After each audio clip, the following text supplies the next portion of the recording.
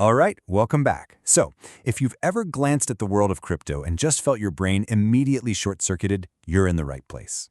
Today, we're going to unravel all of that because we're going to explain the one single concept you have to understand before you even think about investing: crypto chains. So let's just start with the question that's on everybody's mind, right?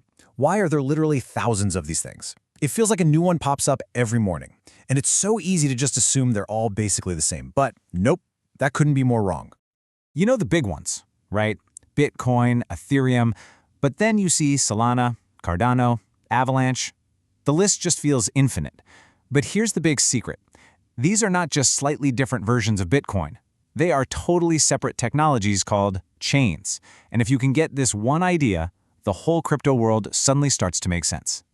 To make this super simple, we're going to use one main analogy for this whole explainer. I want you to think of every single blockchain chain as its own separate country.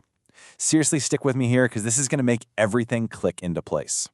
So what is a chain? It's basically a complete independent digital nation. Just like a real country, it has its own money, its own laws, and its own infrastructure, the roads and power grids that make it all work.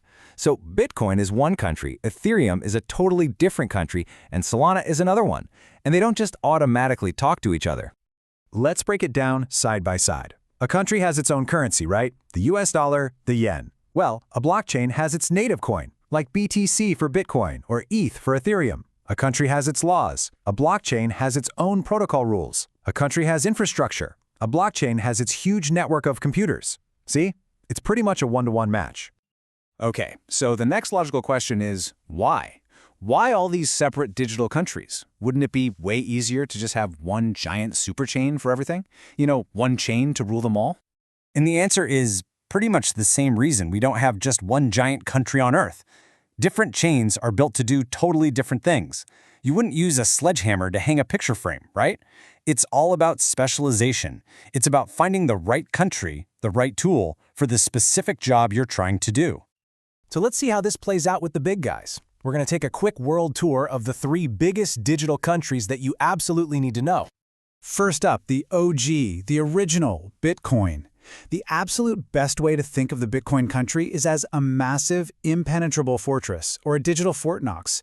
Its one job, its only purpose, is to be the most secure place in the universe to store value. That's it. Now, you've probably heard that Bitcoin is slow. And you know what? It is. But that's a feature, not a bug. It was designed that way on purpose to make security and decentralization the #1 priority over everything else. That's what makes it the king for long-term storage. It's true digital gold. Okay, next stop on our tour is the sprawling, bustling metropolis of Ethereum. Now, if Bitcoin is a vault, I want you to think of Ethereum as a giant global computer that anyone can use but no one can shut down. It wasn't just built to be money, it was built to run stuff.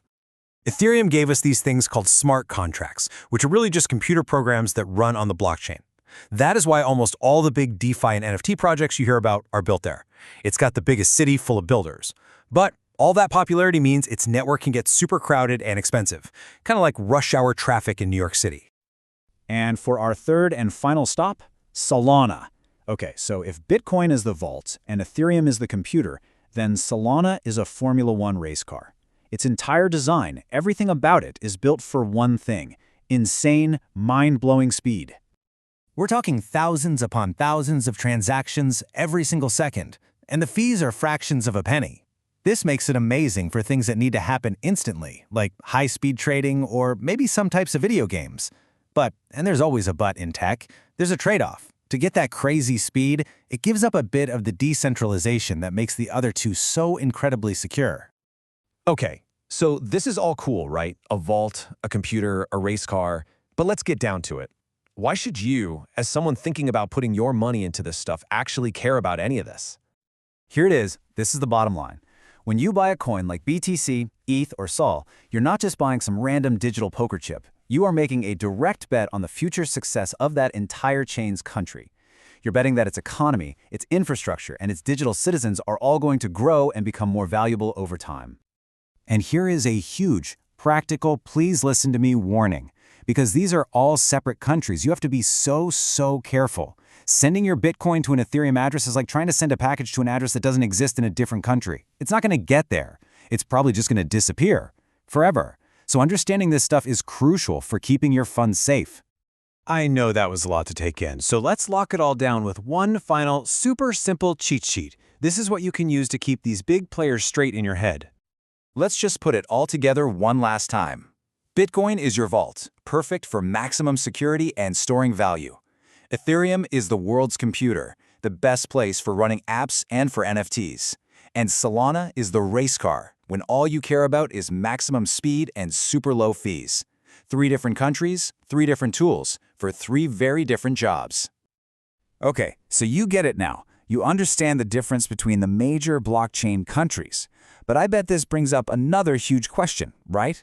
If these are the main chains, then what in the world are all those other thousands of coins that I see listed everywhere? And that, my friends, is the perfect question to end on, because it's exactly what we are going to break down in our very next explainer. We're going to dive headfirst into the wild world of altcoins, what they are, why they exist, and how you can spot a real project. Thanks so much for hanging out, and we'll see you next time.